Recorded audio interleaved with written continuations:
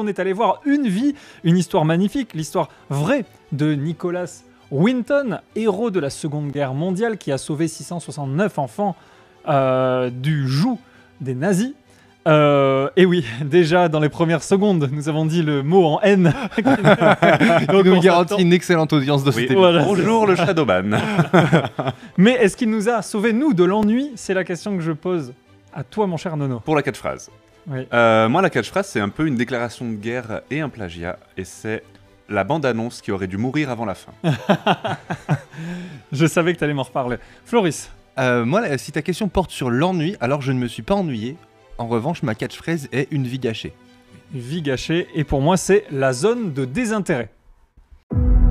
Spoiler alerte, l'émission qui meurt à la fin. Bon, ce film, les amis, c'est un ami qui m'a conseillé d'aller le voir, Floris ici présent. Il m'a dit, oui, ça ferait un bon sujet d'émission. Et, oui, je crois, même si l'émission a l'air d'être bouclée dans l'introduction. Non, mais... Alors, Après, encore faut-il un bon animateur pour que l'émission soit bonne, mais je peux pas tout faire, je suis désolé. Floris, qu'est-ce que tu as pensé justement? Puis on va commencer avec toi pour une fois. J'ai pensé du bien et du mal, et je ressens de ce film une grande frustration, mais tu l'as dit dans ton introduction, c'est une grande histoire, et je trouve que c'est très décevant d'avoir fait un aussi mauvais film avec une aussi grande histoire. Et ça me met dans une situation très inconfortable où je me retrouve à faire ce que je voulais à tout prix éviter de faire, c'est-à-dire de dire du mal d'une histoire qui implique des nazis et des juifs. Parce que je ne veux pas du tout être impliqué dans cette histoire-là, mais le fait est que on a l'impression que ce film ne sait pas du tout comment s'emparer de son histoire. En voyant la bande-annonce, qui est un autre des grands sujets du film, ça laissait supposer un grand film avec Anthony Hopkins dont moi je sais que je pourrais le regarder jouer très longtemps, tellement j'adore le regarder jouer. Même le regarder rien faire d'ailleurs. Même le regarder rien faire. Des fois on a l'impression qu'il joue pas, qu'il est lui-même, oui, pas un ça. personnage. Ouais, c'est ça. Enfin, il est comédien de l'âme. Oui, voilà, il a atteint un stade ouais, où, voilà, il n'a où pas besoin de jouer en fait. Et heureusement qu'il est là, et c'est je pense qu'il est parti au fait que je ne m'ennuie pas, parce que j'ai vraiment cru au départ qu'on allait me le montrer comme un comédien prétexte et qu'il allait disparaître pour ne jamais revenir dès qu'il y a eu le flashback. Après, il revient de manière. Oui, il revient assez surprenante. Il revient pour rien faire. Oui, voilà, c'est ça. Mais voilà, c'est tout le problème de ce film, c'est que je pense que le réalisateur n'est pas du tout à la hauteur de l'histoire qu'il essaye de nous raconter, parce que c'est difficile de raconter finalement aussi peu de choses en autant de temps. Exactement. Il n'y a aucun background d'aucun personnage.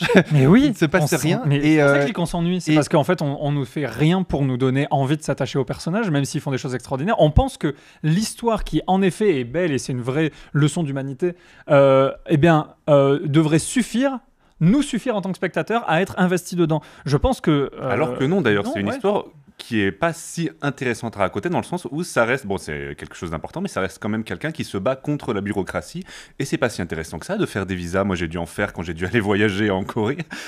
C'est pas si intéressant à raconter, et c'est compliqué, je pense, de raconter un film comme ça. Mais un film peut être intéressant sur la bureaucratie ou sur la capacité à la vaincre, etc. Le fait est qu'à aucun moment, il ne s'empare de ce sujet-là. En fait, on ne comprend pas pourquoi il est exceptionnel à l'exception de ce qu'il a fait. J'ai l'impression que ce film, en fait, tient en une phrase, c'est-à-dire une personne a sauvé 669 enfants en s'impliquant. Et en fait, on n'apprend rien de plus, alors qu'il y a plein de choses à découvrir de ce personnage, mais que du coup, malheureusement, on ne peut pas raconter, puisqu'on ne nous l'a pas montré. Et je pense que ce qui manque, c'est un vrai regard artistique sur cette histoire, parce qu'en fait, le réalisateur, c'est son premier film de cinéma, il faisait que des téléfilms, et ça se voit que c'est un téléfilm avec un peu plus de budget. Il n'y a pas un plan large. Un vrai plan large d'exposition sur une ville. Il n'y a pas vraiment de mouvement de grue, il n'y a rien qui nous ramène au beau cinéma. Apparemment, la belle élocution ne fait pas non plus partie de l'émission. Au beau cinéma qu'une histoire telle que celle-ci mériterait de voir déployer, en tout cas en termes de moyens. Là, je trouve qu'on est sur... Oh super, on va voir au cinéma un truc qu'on aurait pu voir à la télé. Mais c'est même pire que ça, je trouve, c'est que en fait, ça aurait été mieux à la télé. Oui, je pense. Puisqu'en fait, c'est même pas un film qui essaye de raconter une histoire vraie avec tout ce qu'on pourrait en tirer. C'est un film dont le réalisateur a estimé qu'en fait, le climax n'était pas le moment du passé où Nicholas Winton a réussi à sauver autant de personnes et de jeunes enfants, qui est pourtant un moment émotionnellement, enfin je sais pas si t'es pas heureux émotionnellement au moment où t'arrives à faire ton premier train, puis les autres, et puis à fédérer des gens autour de toi, puis à vaincre, enfin l'histoire est fondamentalement incroyable, et d'avoir sauvé autant de gens, on dit c'est une liste de Schindler à l'anglaise. C'est ça. L'histoire étant tellement dingue que ça devrait être le moment dans le passé, et en fait on a l'impression que le réalisateur, ce qu'il considère, c'est que le climax et le plus beau moment, c'est quand il passe à la télé, dans l'émission de la BBC qui par ailleurs est producteur du film. Ouais, c'est ça, tout à fait. Ouais. Et on a l'impression qu'il s'est dit putain, mais le climax émotionnel, en fait, c'est l'émission de télé, c'est une émission à la Faustine Bollert, quoi. C'est vraiment une émission hyper cheap qui, c'est mettre en scène des émotions en faisant ce qu'il fallait faire quand on est producteur d'émission, évidemment. Mais je pense que l'émission de télé est plus forte. Et en fait, le film raconte beaucoup plus l'émission de télé pour arriver à reproduire ce climax qui était sans doute très réussi sur la BBC. Mais le problème, c'est que ce climax, on a évoqué le sujet au début, il est complètement gâché par une bande-annonce qu'on avait tous évité. Moi, j'avais vu Hopkins, je me suis dit, putain, ce film a l'air bien, j'ai pas envie de voir la bande-annonce. Mais malheureusement, allant quand même régulièrement au ciné, pour des contraintes de cette émission, on nous a passé la bande-annonce. J'avais réussi, en fait, je disais à Nono avant le film, j'ai quasiment oublié la bande-annonce, je sais plus de quoi ça parle, donc ça va, quoi. Et Nono vivait l'angoisse de j'espère que la bande-annonce nous a pas tous spoilé. Alors, est-ce que je peux mettre un petit peu de contexte? C'est parce que la première fois qu'on l'a vu, je pense toi aussi, cette bande-annonce, on était au cinéma ensemble, et à un moment, je lève les yeux au ciel pendant la bande-annonce, et je te dis, ça, c'est la fin, c'est le cœur émotionnel du film, j'en suis sûr. Ils nous ont spoilé ça. Et c'était la bande-annonce avant Madame Web. Oui, pour te dire, pour te dire à quel point cette séance était. Ah non, je crois même que c'était encore avant. C'était encore un autre film. Mais bref, peut-être Vermine. Enfin, ça fait un moment qu'elle tourne cette bande-annonce, mais bref. Oui, je l'ai vu au moins 3 ou 4 fois. J'ai déjà vu le film, du coup. Mais oui, mais c'est ça. Et surtout, mais vraiment, c'était évident que dans la bande-annonce, ils avaient mis le cœur émotionnel du film, parce que évidemment que c'est le moment où tu as envie d'être ému, parce que tu vois quelqu'un avoir la reconnaissance de tout le monde, ne pas s'y attendre. Enfin, ça aurait pu commencer par ça, et ensuite on nous donne des éléments. J'allais rejoindre ce que tu disais.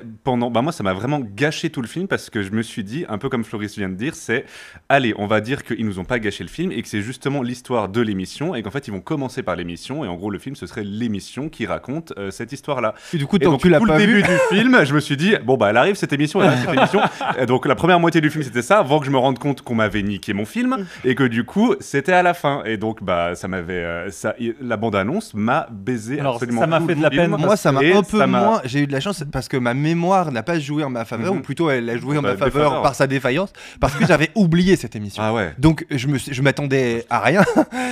Mais le fait est que quand l'émission est apparue sur l'écran, et en plus c'est d'autant plus le film où il fallait pas le faire, puisque l'émission elle est montrée en 2 fois. Une fois où il y a une personne, ils t'ont spoilé 2 fois. Et en vrai ça devait marcher. Vu que le réal a dû dire le climax émotionnel c'est l'émission et non pas ce qu'il a fait, parce que c'est plus important d'être ému à la télévision anglaise plutôt que de sauver quasiment 1000 vues, 1000 vies, pas 1000 vues. 1000 vues, ça c'est notre objectif d'ailleurs. Seront-elles sauvées? Je ne suis pas sûr, parce que généralement en tout cas je trouve que le film n'a pas le bon climax émotionnel, mais en plus de ça le gâche doublement, parce que quand tu le vois une fois tu dis mais attends, mais il en manque des gens qui se lèvent là, que tu ne peux que t'en rappeler à ce moment-là de la bande-annonce. Bien sûr. Déjà ça c'est scandaleux, alors même que ça devrait pas être ça le cœur émotionnel du film. En oubliant la bande-annonce, c'est quand même une erreur, je trouve. En fait, c'est une erreur. Il tombe, ce film, dans tous les écueils du biopic. C'est-à-dire que on nous filme une page Wikipédia. Enfin, vraiment, on aurait gagné du temps à juste lire l'histoire sur Internet, parce qu'il n'y a aucun regard. Est-ce que tu l'as lu, la page Wikipédia? Parce que je suis à peu près certain, je ne l'ai pas lu, mais qu'il y a plus d'informations. Mais c'est possible. Parce qu'en fait, on ne sait même pas. Tu vois, c'est traité vite fait le fait qu'il est. En fait, tout est traité volontairement de manière superficielle, quoi. Comme si on voulait nous montrer sans nous dire qu'il est trader. C'est quand même intéressant. Mais oui. Qu'est-ce que ça lui a apporté dans son truc? Comment il s'est retrouvé là avec ces gens? Et puis son pote qui vient pas au départ. Oui, et puis en fait il vient après et puis il dit désolé j'ai pas pu venir. Désolé j'ai pas pu venir, et puis on sait plus qui c'est. Pour moi c'est un espion tout simplement. C'est à cause de lui que le train a été à la fin, bien sûr. Mais le truc c'est que, alors il y a cet écueil là de nous filmer une page Wikipédia, comme je dis, c'est très imagé. Il y a aussi le truc à la fin, le film se termine et dans ma tête je me disais allez, mettez-nous les 4 phrases qui finissent tous les biopics, j'en ai marre de ça. Je me suis noté qu'il y avait le futur est traité en 12 lignes à la fin. Oui, pour une fois, d'habitude c'est et il a vécu jusqu'à machin. Et là, non, en fait, on nous raconte dans les lignes de fin tout ce que le film aurait dû nous raconter. À défaut de savoir traiter le passé, vu qu'apparemment c'est trop compliqué, et qu'on a décidé de le recontextualiser dans le présent, ce qui en vrai a failli être un sujet. Moi, à un moment donné, quand il commence à aller voir son pote et qu'il va au resto et qu'il commence à avoir cette discussion sur qu'est-ce que je fais de cet héritage là, etc. Et plus le film nous laisse croire par une sorte de faux suspense que dans cette mallette il y a un truc de fou, etc. Alors qu'en fait il n'y a juste que son incapacité à solder son passé, parce que probablement que le présent est moins intéressant. Mais c'est ça, c'est ce film là que oh punaise, j'arrive pas à parler aujourd'hui. C'est ça, le film aurait dû être sur ce héros. Franchement, prenez ce parti pris dans le futur, enfin on va dire pas l'histoire qui s'est vraiment passée, mais regardons l'émission, on va être obligé d'avoir cette longue phrase. Elle est insupportable cette phrase. En fait, je suis tellement énervé par ce film. Mais moi aussi, ça fait 3 jours. Je suis énervé par ce film. Ça fait 3 jours que j'en ai gros et que je me dis cette émission, je l'espère, sera un exutoire à la Madame Web, parce que c'est une trop grande histoire pour être traitée de manière aussi superficielle. Alors pas une raison non plus pour faire des phrases aussi longues pour la bande-annonce de Madame Web. Alors je m'insurge contre les gens qui prennent la parole comme ça pour des longues phrases qui se terminent. Je vais me calmer scandaleux. Et vous expliquer. Ce film aurait dû être celui de Anthony Hopkins vieux. Ça aurait dû être l'histoire, si on avait un vrai réalisateur, comme par exemple Nolan qui nous a fait un excellent biopic l'année dernière avec Oppenheimer. Si on avait un bon réalisateur, il se serait dit quelle est l'histoire intéressante à traiter là-dedans. Et je pense que l'histoire intéressante, c'est un monsieur qui a fait quelque chose d'extraordinaire et qui a jamais eu la reconnaissance qu'il méritait. Et là, le climax télévisuel aurait marché parce que il a enfin eu cette reconnaissance d'une manière comme d'une autre. Et il aurait pu raconter pendant ce film ce qu'on voit dans les flashbacks, mais en fait qu'on n'a pas besoin de voir, on a juste besoin de savoir cette simple phrase, il a sauvé 600 personnes, parce que en plus le film nous fait tout pour nous faire croire que c'était très simple de les sauver. Oui, mais genre il a aucune barrière. Il y a aucune barrière, je suis d'accord avec ça. Mais en fait, les deux histoires racontées, en fait ce film veut faire 2 films, et les 2 histoires racontées le sont mal les deux, parce que on ne comprend pas pourquoi c'est si... En fait on a l'impression qu'effectivement si c'était si simple, tout le monde aurait pu le faire. Il suffisait de demander des visas et finalement l'administration allait dire ah ben oui. C'est ça. À un moment, j'ai cru qu'il allait être confronté au fait qu'il trouve pas de famille d'accueil ou pas d'argent, et que donc du coup il allait devoir lui emprunter ou lui feinter parce qu'il était trader, donc peut-être que son background allait l'entraîner à financer le truc par l'intermédiaire de son travail. Peut-être qu'il allait tous les adopter ou genre ça. Oui, alors et aussi pourquoi est-ce qu'il en a pas adopté? C'est une question qu'on se pose. Genre il veut sauver tous les enfants, mais il a fait des enfants à lui, je crois. Il en a pas adopté un. Du coup, c'est pas grave qu'il l'ait pas fait, mais mettez une phrase pour nous expliquer pourquoi. Est-ce que c'est un dilemme moral? Pourquoi un plutôt qu'un autre? Mais en fait non, là il trouve de l'argent facilement. Il a pas les médias traitent l'affaire. L'affaire en plus elle est pas mystérieuse, c'est même pas un vrai reveal parce qu'en fait elle est traitée cette affaire-là dans la presse à l'époque, puisque c'est là-dessus qu'ils trouvent des dons, et c'est même presque évoqué dans Paddington, le fait que des réfugiés arrivent avec un numéro, et qu'à l'époque les Anglais à la gare étaient accueillants. Moi ça m'a fait penser à ça.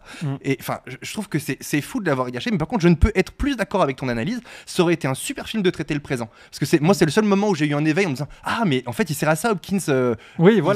C'est l'histoire de ce vieux monsieur qui a l'air d'être toujours en fait prisonnier de ne jamais en faire assez. C'est ce qu'il dit à son pote. On le voit aussi sans nous dire dans quelle cause il est impliqué, mais à récolter de l'argent, des pièces, etc. avec son bouton. Enfin, oui, c'est ça. On voit que c'est setup qui paye off jamais. C'est vraiment jamais. Alors que pourtant, enfin.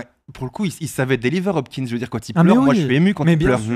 C'est un vieux monsieur qui pleure. Tu peux pas me faire plus plaisir qu'en mettant un vieux monsieur qui pleure. Enfin, c'est vrai, il est génial. Il est génial. Et en fait, ça raconte rien. Genre, il se passe quelque chose quand il regarde à la fenêtre et qui dit rien. Genre, il se passe un truc à ce moment-là. Il se passe plus d'émotions que quand on nous raconte un mec qui a sauvé des enfants. Enfin, c'est quand même un truc. C'est pour ça que je suis énervé. C'est parce qu'en fait, l'histoire, elle est grandiose. L'acteur qui la porte, il est grandiose, et enfin, sans vouloir spoiler, mais il va plus en faire beaucoup des films Hopkins. À un moment, ça va s'arrêter. C'est ça. Là, en fait, les gens lui font perdre du temps. C'est vraiment dommage de pas raconter ce présent. Et pourquoi il a voulu faire ce présent? On le comprend, nous, dans notre analyse, c'est parce que le réal a estimé que la télé était le moment climax, donc pourquoi faire un film? Donc il traite pas le sujet, parce qu'il le traite que dans l'optique d'amener la télé. Mais en fait, du coup, le présent est trop longuement montré, parce qu'en fait, il passe son temps à ranger des cartons dont on ne sait pas ce qu'il y a dedans, et à brûler des cartons. Enfin, je veux dire, à part le fait qu'on a l'impression en fait qu'il n'y a aucun lien entre le passé et le présent, c'est-à-dire genre, il a sauvé ces gens, ensuite que s'est-il passé dans sa vie, on ne le sait pas, on ne le saura jamais. Il a vraisemblablement entassé des documents, et là, bizarrement, il décide de faire du tri dans sa maison à ce moment-là, et de brûler des choses. Il faut faire de la place. Non, mais c'est dommage. Ça, il fait du tri parce que sa femme lui demande et de passer à autre chose. Enfin, c'est ça. C'est l'histoire de la conclusion de toute cette histoire. Mais c'est vrai qu'on n'a pas les clés de sa culpabilité parce qu'il a une culpabilité, on comprend pas trop pourquoi. Peut-être parce qu'il a pas sauvé tout le monde, mais en même temps, c'est irréaliste de penser qu'on pouvait sauver tout le monde. Enfin, en fait, on connaît pas le personnage qu'on voit pendant 2 heures. C'est horrible. C'est l'antithèse de la zone d'intérêt, j'ai marqué, parce qu'en fait, déjà, on n'a pas de parti pris artistique. On ne montre en fait, on ne filme que ce qu'on veut montrer. Il n'y a pas de métaphore, il n'y a pas de synecdote. J'ai beaucoup pensé à toi en regardant ce film parce que je trouve que c'est l'illustration parfaite de ce que tu dis souvent dans cette émission, qu'un bon film, c'est un réalisateur qui transcende son propos. Oui. Et là, c'est l'inverse. Ah non, mais c'est un réalisateur qui subit son propos. On lui dit, écoute mec, t'as une grande histoire, un grand acteur, vas-y, maintenant t'as plus qu'à produire quelque chose de génial, et rien ne se produit. Bah oui, et puis d'ailleurs, j'ai noté aussi que Hopkins c'est super, on l'a assez dit, mais c'est bien le seul parce qu'on a quand même Helena Bonham Carter qui est une super actrice, mais qui est en hyper content de la voir parce que tu vois qu'elle en a sous le pied, qu'elle peut incarner un personnage en plus qui a l'air cool, un peu inhabituel, etc. On s'attend pas à ce qu'il fasse ça avec sa mère, ils ont l'air tous les deux une super équipe. C'est traité de manière complètement superficielle. C'est pas creusé du tout, c'est fou. Ouais, non mais c'est vrai, et la musique est correcte. Ok. Ça va, mais elle est correcte les violons comme un téléfilm. Oui, voilà, c'est ça. Je sais pas. Moi, je trouve que c'est vraiment. Ma catchphrase c'était une vie gâchée parce que c'est l'impression que ça m'a donné. Ce sujet-là pourra plus vraiment être traité comme ça. Je veux dire. Enfin. Et en plus, comme tu dis, le sujet du présent de ce monsieur était intéressant parce que le passé, on va dire qu'on la connaît cette histoire justement parce qu'il y a eu la liste de Schindler, justement parce que non sans connaître. Moi, je connaissais pas ce personnage. Mais par contre, le fait de savoir que des gens ont accompli des actes héroïques. Et que ça a débouché sur sauver des gens, on le savait. Bien sûr. Donc si c'est pour nous le re-raconter sans nous en dire plus, ça sert à rien. Parce que en fait, le même réalisateur, je crois que c'est James O. Le réalisateur, si on lui avait donné la mission de faire un film sur Oppenheimer, il nous aurait raconté l'histoire d'un mec qui fait une bombe. Mais Oppenheimer, film, ce chef-d'œuvre, je pense même, c'est un chef-d'œuvre pas parce qu'il nous raconte une histoire qu'on connaît ou même qu'on connaît pas, peu importe. Il nous raconte l'histoire d'un homme, d'une personne et des gens qui l'entourent. Et c'est pour ça qu'on le suit pendant 2 heures, ce Oppenheimer. C'est parce qu'on a envie de... En fait, le fond, la forme, la métaphore vont s'entremêler pour faire un grand film. Là, on a juste un film sur un fait qui n'est même pas intéressant au final, malheureusement. Enfin, dans la catégorie des biopics plus superficiels, j'ai vu il y a pas longtemps Elvis, par exemple, il y a un vrai parti pris. En tout cas, on peut pas dire au réalisateur qu'il n'y a pas eu un effort de s'emparer d'une histoire réelle, d'en prendre ce qui l'intéresse et de transcender le propos en faisant quelque chose d'artistique. Et pour aller dans le sens des biopics mauvais, moi j'adore les biopics, j'aime beaucoup apprendre des choses, ça participe à mon cinéma, j'aime bien quand un film m'apprend des choses et change mon point de vue sur le monde. Mais là ça ne change pas mon point de vue sur le monde. Et dans le même style actuellement au cinéma, et pourtant qui est un succès au box-office, il y a le film sur Bob Marley qui est pareil, c'est un téléfilm. Il n'y a aucun plan intéressant dedans, alors on va pas en faire la critique là, mais je trouve que c'est dommage d'avoir des grands personnages, des grandes histoires, des comédiens qui savent les porter et d'être aussi flemme. Ça c'est... Pour Bob Marley, cela dit peut-être. Je crois pas parce qu'en fait on nous le montre même pas sous ce jour-là. Non mais c'est vraiment dommage et c'est pas le sujet ici, mais je trouve qu'il y avait tellement d'autres choses à faire et en fait à la limite faut dans l'histoire de Une vie, le documentaire est certainement beaucoup plus poignant. Moi là où j'ai été le plus ému, c'est quand on voit le vrai monsieur avec la reine. Les vraies images sont émouvantes. L'émission de télé, j'ai presque envie de la voir parce qu'elle doit être géniale. Mais en fait, le film... Oui, d'ailleurs, je crois qu'on peut la voir sur Internet. Internet, oui. Je n'oserais pas y aller. Tu m'installes Internet. Le Not Dark Web, tu veux dire.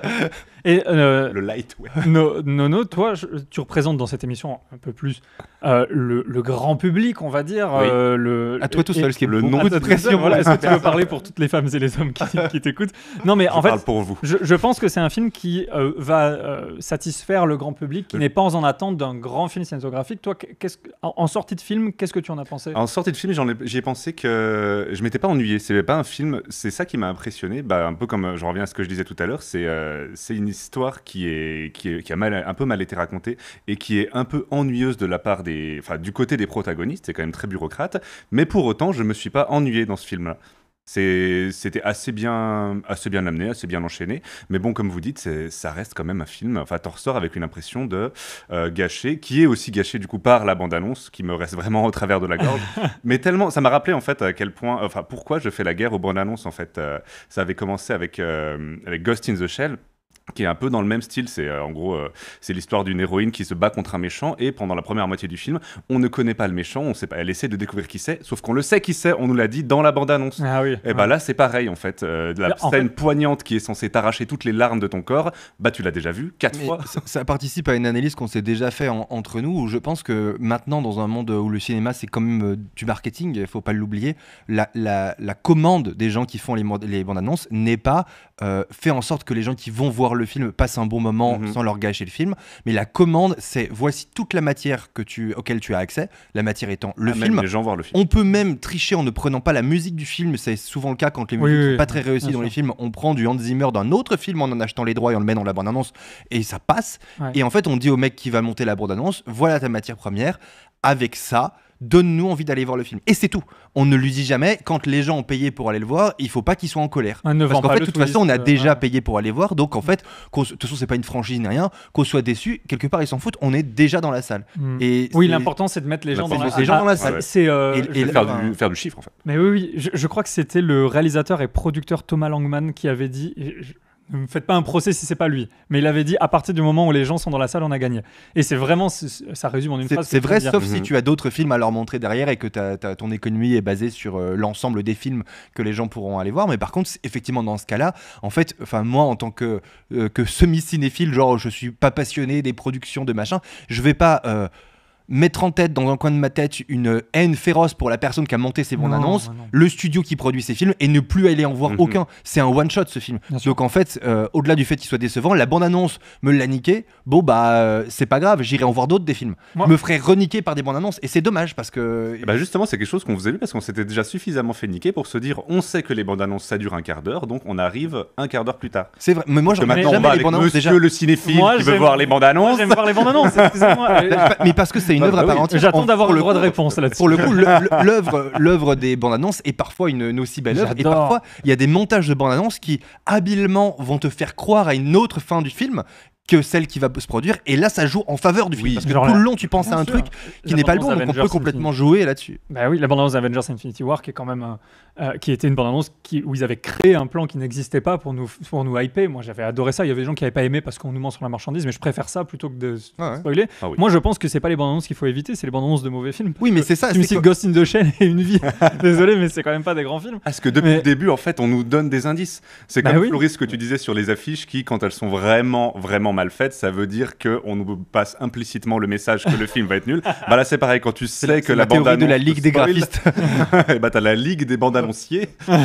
Bah non mais c'est pas complètement un complot, je veux dire c'est effectivement quand t'as pas grand chose à montrer, que t'as pas trop de temps fort, comme la matière dans laquelle tu vas puiser elle est assez faible, bah tu vas aller, s'il y a qu'un seul climax émotionnel, tu vas aller taper dedans parce qu'on n'a pas d'autre. Oui, bien sûr. Ça se comprend en réalité, sauf que c'est assez difficile à juger, je veux dire, enfin tu te retrouves piégé et de toute façon au moment où tu l'as vu c'est déjà trop tard. Ouais. Bah je sais pas, après moi je suis toujours pour les bandes annonces parce que comme Floris l'a dit tout à l'heure, c'est une œuvre à part entière et moi j'adore avoir envie d'aller voir, de me demander comment ils ont fait pour comment ils ont axé la com quoi. Moi je mais en fait c'est encore une fois ton amour pour le marketing. Moi je sais que j'ai des frissons sur des bandes annonces et ça nourrit mon métier en plus, donc c'est vraiment formidable. Mais par contre le problème c'est que on a un téléfilm, puisque c'est un téléfilm, on a une bande-annonce de téléfilm. C'est aussi con que ça. C'est rare, franchement, pour regarder vraiment toutes les bandes-annonces qui sortent, c'est rare de ressentir ce que j'ai ressenti devant ce film. C'est mon antithèse. Oui, là, je suis l'inverse de toi là-dessus. C'est Hopkins qui va peut-être feinter le truc parce qu'on a tendance à croire qu'il choisit ses films et qu'il va participer à une œuvre qui est digne d'intérêt.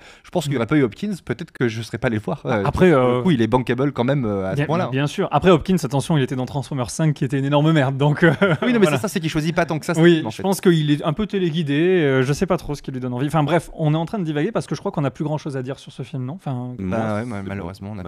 Mais je rejoins Arnaud par contre pour le coup. J'ai réussi à pas trop m'ennuyer, à pas ressentir la longueur de ce film parce que comme c'est coupé, en fait, comme il y a deux films intéressants en un, c'est pas habilement monté, mais en tout cas c'est monté de manière à ce que ce soit tellement coupé, présent, passé, sans forcément de lien, que ça maintient en éveil en tout cas. Exactement. Et moi, ma copine pour le coup a beaucoup aimé parce qu'elle a aimé l'histoire. La mienne aussi. Elle a dit j'adore les films comme ça, etc. Parce que oui, c'est Faustine Bollard. Oui, mais c'est ça.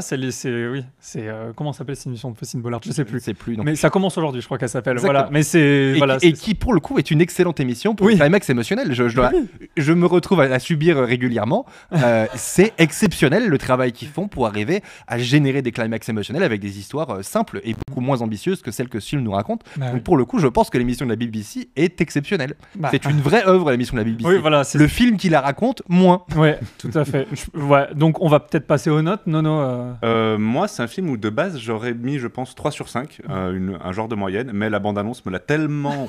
mais je suis désolé, mais oui. Est-ce qu'on note l'œuvre ou est-ce qu'on note l'œuvre avec la bande-annonce? C'est comme je disais dans l'émission de Madame Web, je note aussi le temps que j'ai... Enfin, la séance, en fait. Et la séance m'a été niquée par la bande-annonce. Du coup, ça fait baisser la note à 2 sur 5. Ok, Floris. Je même note que toi. Je mets 2 sur 5 parce que effectivement, il y a énormément de défauts, mais malgré tout, c'est quand même une histoire qui a été portée à ma connaissance. Enfin, je ne ressors pas plus bête que je ne l'étais avant. Je ressors avec un nom en plus et une histoire un peu plus détaillée, même si elle me frustre. Et parce que Hopkins, quand même, grand talent. Le boss. Et j'ai exactement mis la même note. Je vous rappelle qu'on se concerte pas avant, mais j'ai vraiment mis 2 sur 5. Et je me suis dit, les autres vont peut-être mettre 2,5 parce que c'est vraiment le calme plat intellectuel dans ce film-là, mais non, je pense qu'il faut sanctionner ce genre de film et on est beaucoup écouté à Hollywood. Ça permet, et c'est pas si fréquent, de faire le parallèle entre ce qui est la différence entre une bonne histoire et un bon film, et ce qui est pas évident à comprendre parce que cette histoire est tellement forte factuellement que ça suppose un petit travail de savoir pourquoi ça passe à côté. Exactement, et ça passe à côté. On se retrouvera la prochaine fois sûrement pour parler de Dune. Et d'ici là, merci de nous avoir écoutés et à très bientôt.